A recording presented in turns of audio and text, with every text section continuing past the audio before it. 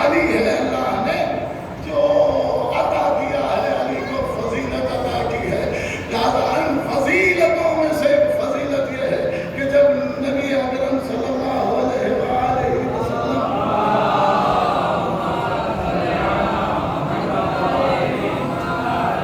مکے سے مدینے آئے ہیں، اور وہ لوگ کے جو نبی کے ساتھ ہجرت کر کے مکے سے مدینے آئے،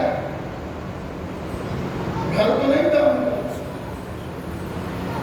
سب مسجد میں سوتے تھے. ایک دن نبی اکرم نے ان سے کہا جب مسجد نبوی بن گئی، ایسا کرو مسجد میں سونا بند کرو اور مسجد کے اطراف میں اپنے گھر بنا دو. مسجد کے اطراف میں اپنے گھر بنا دو. سب نے گھر بنایا مسجد کے اطراف میں.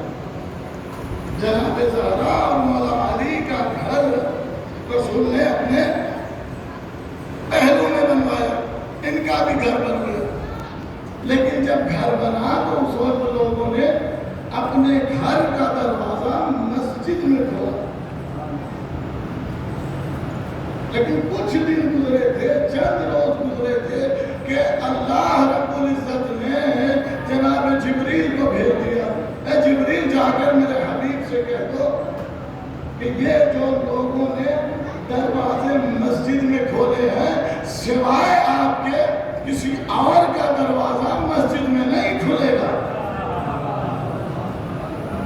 ان سب سے کہہ دیجئے کہ سب اپنے اپنے دروازے مسجد کی طرف سے بند کر دے. نبی اکرم نے حکم پروردگار پاتے ہی معاذ بن جبل کو ان لوگوں کے پاس بھیجا کہ جن کے دروازے مسجد میں کھلتے تھے، خصوصاً جناب عباس جو رسول کے چچا اور بڑے صحابی ہے نا، وہ بھی ان کے پاس بھی بھیجا کہ جاؤ اور جا کر کہہ دو کہ دروازہ جو مسجد میں کھل رہا ہے اسے بند کر دے. جب معاذ بن جبل آئے اور آ کر رسول اکرم صلی اللہ علیہ وآلہ وسلم کے پاس ایک آواز بلند صلوات پڑھیں محمد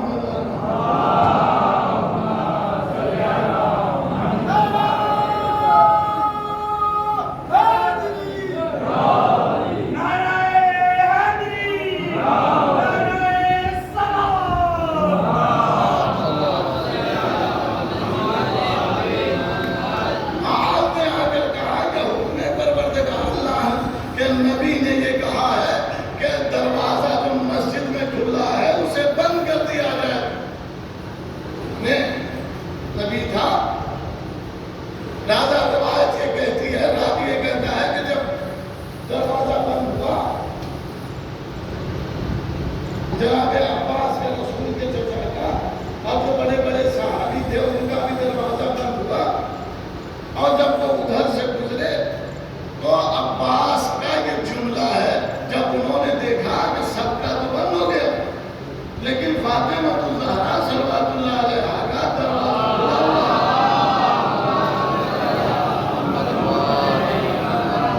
اب یہ جناب عباس کا جملہ ہے، وہ کہتے ہیں رأيتها على الباب كأنها لغوة وبين يديها شبلها، کہ فاطمہ الزہرا دروازے پر اس طرح سے بیٹھی تھی کہ جیسے کوئی مطمئن شیرنی بیٹھی ہو اور اس کے دونوں طرف اس کے بچے بیٹھے ہوں.